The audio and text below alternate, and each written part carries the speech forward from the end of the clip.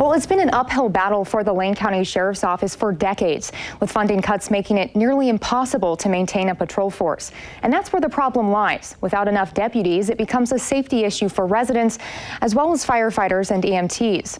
As we take a look at this problem, we start near the water in a 45-mile rural fire district. Tucked away in the forest, among the calming rapids of the Mackenzie River, nearly 12,000 people call this place home. Miles away from Eugene and Springfield, some say they choose this lifestyle for those very reasons, but they recognize the risks of living so far out of town. We live out here to be away from things, but response time with police is a scary thing.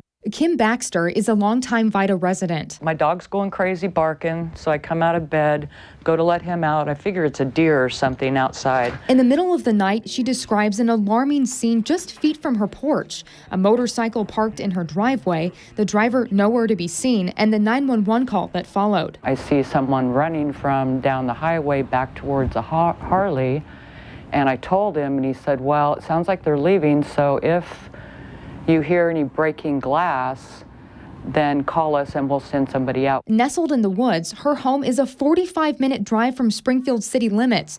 Miles of this highway between her and any help from law enforcement. I stayed up all night. I mean, I'm not going to go back to sleep and wait to hear some breaking glass. Just can't.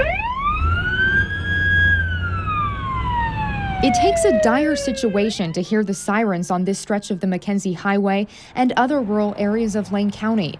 But because of a lack of federal timber funding, it could be hours before help arrives. Let's say a call came in. Someone accidentally shot themselves in the leg, and the only deputy on patrol is in this town of Veneta. But that call came in nearly 60 miles away on the other edge of town. Here in Blue River, that could mean an hour wait time before a deputy arrives, a potential life or death situation. I'm dead.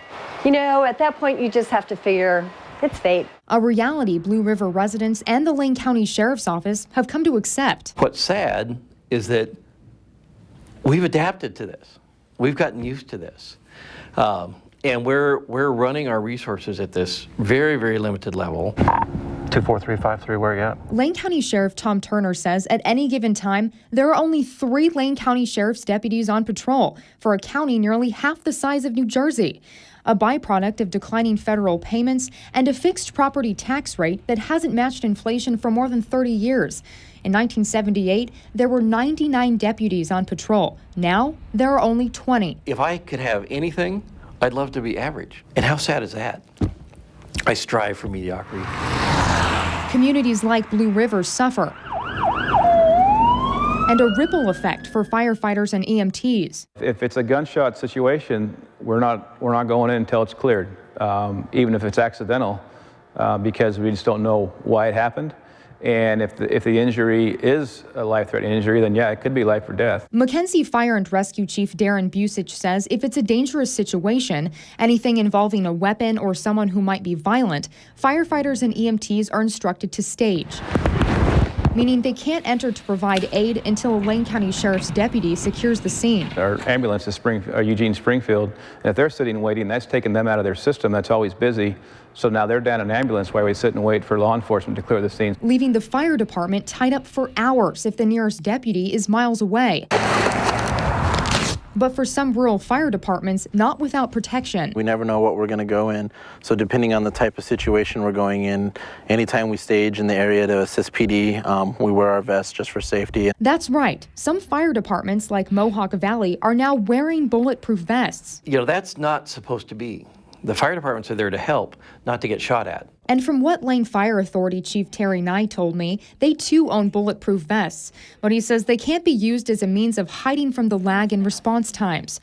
Nye is the chair of the Governor's Fire Service Policy Council, a team made up of a number of fire chiefs and health officials from around the state, tasked with looking at the problem head on. Some portion of this report hopefully will wind up on Governor Kitzhaber's desk and provide him with a little more information to hopefully direct some long-term solutions to the problem. In the council's report, it details a number of incidents with delayed response times. One with a 70-minute wait in Lane County for a gunshot wound to the head.